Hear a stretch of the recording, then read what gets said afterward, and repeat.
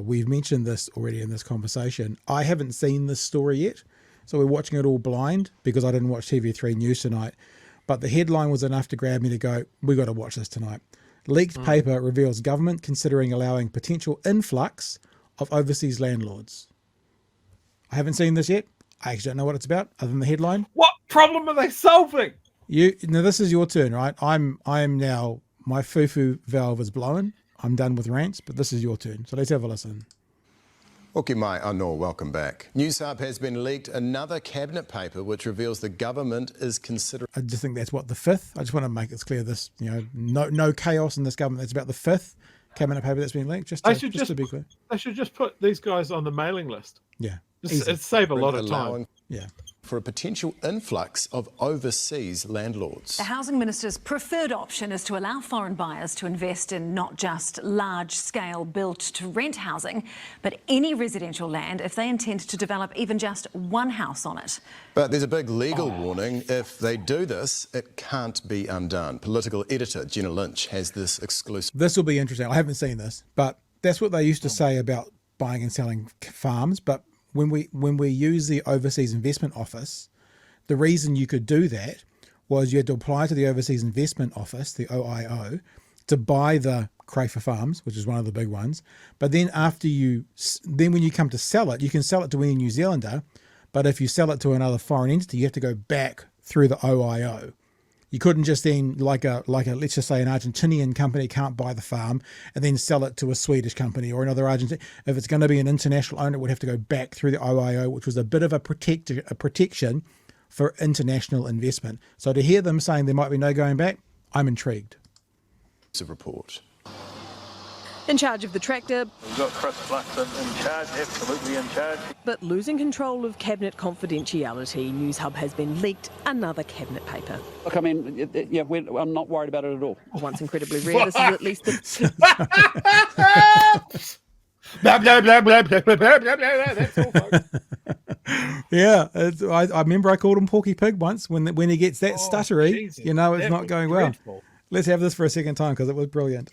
Paper. Look, I mean, I'm not worried about it at all. Once incredibly rare, this is at least the fifth major leak since the new government took office. There you go, 5. I walk my greyhound twice a day and she has less leaks than this government. The draft cabinet paper shows Housing Minister Chris Bishop wants to issue a ministerial directive, a letter that sends a strong signal that New Zealand is open for investment to increase housing supply.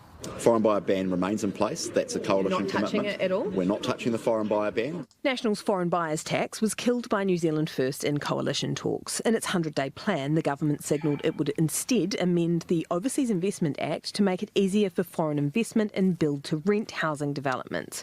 The paper shows they're looking to go much, much further. We're looking at a range of options to make it easier for build-to-rent housing in New Zealand. What are those options? List them for us, please, the Bish. What are they? You've said there's a range. What are they?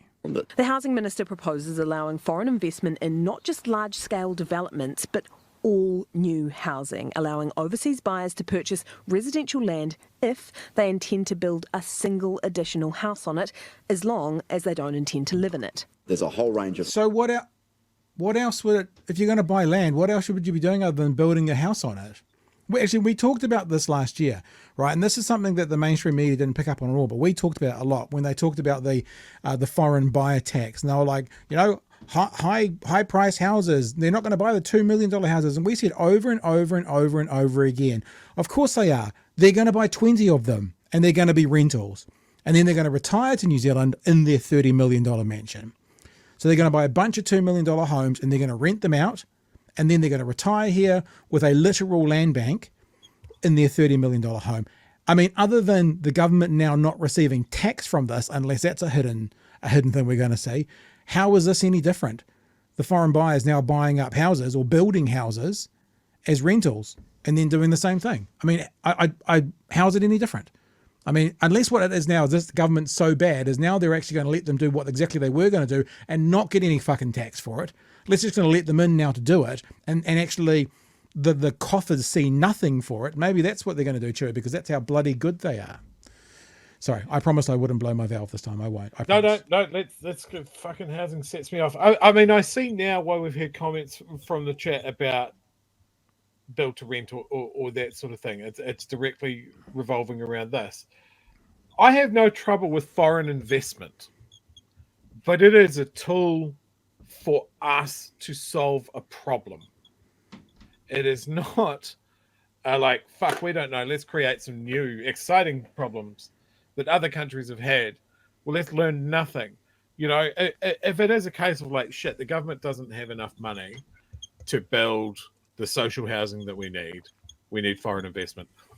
We need foreign investment for New Zealand businesses. We need to change the focus of investment in what is a smart investment in this country. At the moment, if you pour your money into housing, it always pays out. There's fucking no risk. And meanwhile, New Zealand businesses had the poor cup out going, please someone, fund my idea, fund my business. They have to bow and scrape. Overseas, it's reversed.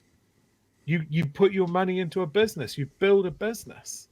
That's why there's a big difference. We make money by selling shitty houses to each other, and then we invite the foreigners in to buy the big houses, and we don't put enough structure around them to target them of like, well, if you want to make money out of New Zealand, then you have to solve a problem for New Zealand. And the problem that we have is we don't have enough housing, and it's too expensive. So we want you to build an investment property that is affordable housing. And we are going to put a structure of rules that we need you to stick to. Yeah. And that is the other thing. The rent profits go offshore, that we need to make sure that we get our bite of that. We talked about that with like mineral rights and that sort of thing. You know, the royalties go offshore. There's always someone clipping the ticket to make sure they can cry poor and they go, oh, well, I didn't actually make as much money as I thought I would. Fuck off. Like, I just don't see what problem this is solving apart from we need foreign donors for our next election. Yep. Let's get that underway. That's the problem that we're solving today. All right. Let's keep going with the bush. Things that governments go through before they make policy announcements, and we're not at that stage yet where we're making those announcements. So can I take from that you haven't got New Zealand First across the line yet? We are discussing internally and as a coalition government the range of options. The paper comes with significant legal warnings, including the government could no longer decline an investment if it was deemed contrary to the national interest. And it can't be undone. Alongside a bolded, legally privileged title, the paper states our international obligations will prevent any future government from expanding overseas investment screening to include these assets in future.